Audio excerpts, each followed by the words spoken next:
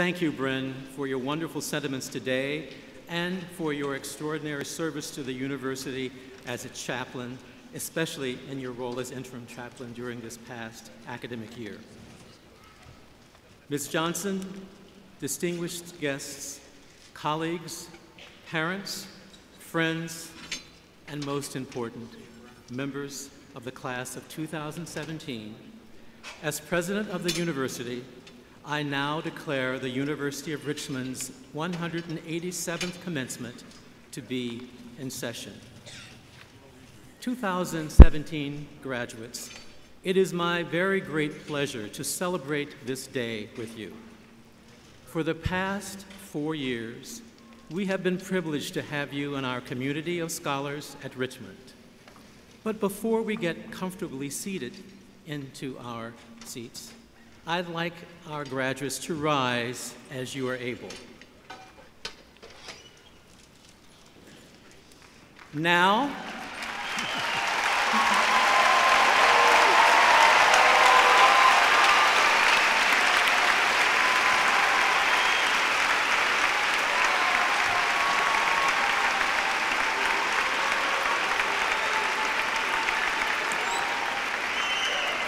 graduates, I want you to take a minute to find your families and loved ones in the crowd.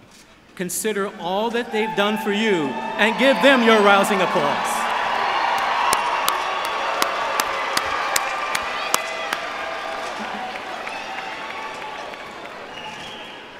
Well done. Please be seated.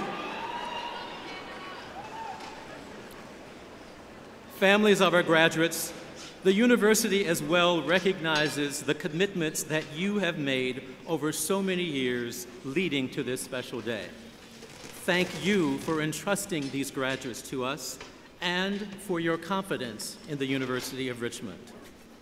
I likewise want to express my deep appreciation to our faculty for the enduring contributions they have made to the lives of our graduates. Close faculty-student mentoring is a hallmark of the university, and I am grateful to our faculty and our staff for embracing their roles as teachers and mentors. I invite the faculty and staff who are with us here to stand and be recognized.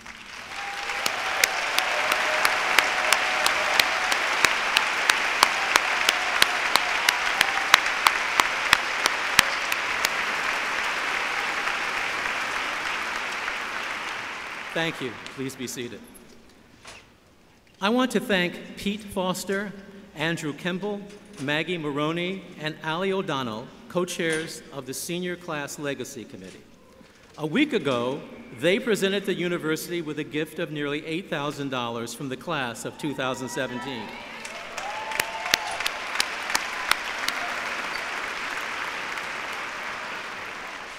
More than 440 of you participated, and we're grateful. These funds will help ensure our other students benefit from the Richmond experience you have found so meaningful. We're also joined today by entrepreneur and philanthropist Sheila Johnson, who will shortly address our graduates. We are honored to have Ms. Johnson here today to reflect upon her life of meaning and purpose and the transformative power of higher education. We are pleased to have with us Connor Marsden, a 1999 graduate and president of the UR Alumni Association, who will welcome our new graduates into our community of alumni. And lastly, I'd like to recognize two graduates, Abigail Evangeliste and David O'Neill, members of our Spider Battalion ROTC. Later today, Abigail will be commissioned in the Army Corps of Engineers. David has received a service delay to attend law school, after which he plans to join the JAG Corps. Both are distinguished military graduates representing the top 20% of cadets nationwide. We thank you both for your service and congratulate you.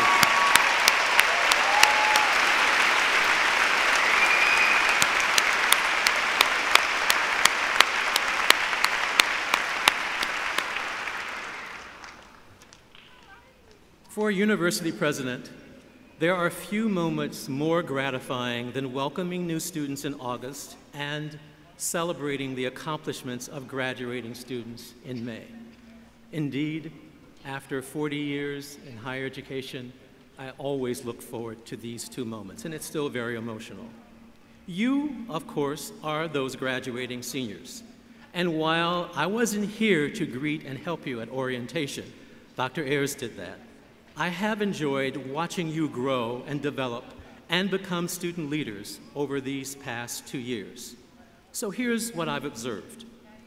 In April, the New York Times ran a story written by a college admissions officer at a top American university, a place not unlike Richmond. The officer described the more than 30,000 applications she had read and how she learned to discern a candidate's intellectual prowess or selfless volunteerism. Nearly every admitted student had excellent test scores and a formidable GPA and glowing recommendations. You might recognize this kind of resume. You probably had one too. Then she described a recommendation letter written by a school custodian. One letter from one custodian over the course of her 15-year career. You see, the custodian was compelled to support a student's candidacy because this young applicant was the only person in school who knew the names of every member of the janitorial staff. The student turned off lights in empty rooms, enthusiastically thanked the hall monitors, and voluntarily tidied up after peers. The admissions counselor was struck by this letter of recommendation because it seemed to capture the student's essence, his genuine kindness, by highlighting the student's behavior when no one was looking. Over the past 4 years, we have had the opportunity to know your genuine selves. I've watched you greet the dining hall and custodial staff by name. I've seen you hold open doors, acknowledge a kind deed, and provide directions to visitors. You honor the facilities and landscape staff by taking great pride in this pristine campus and the beautiful buildings in which you have lived and learned. And just this week, I saw an abandoned yellow bicycle on one of our many brick paths, not tossed in some forgotten corner by the lake, but standing upright, kickstand engaged, awaiting its next rider. I didn't even know kickstands existed anymore. You boast a generosity of spirit that is contagious. You have embraced the opportunities that a Richmond education provides, and you have looked for ways to share your discoveries, your intellectual passions, and your curiosity with others.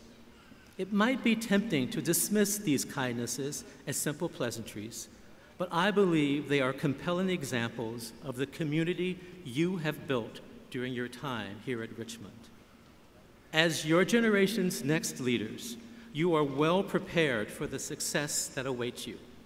You possess a powerful combination of intellect, thoughtfulness, courage, and confidence. We have armed you with resilience to persevere during the challenges that will come and the knowledge and skills that will enable you to contribute to the solutions that the world's problems demand. But the community you have created, one act of respect and kindness at a time, is also crucial preparation for your success.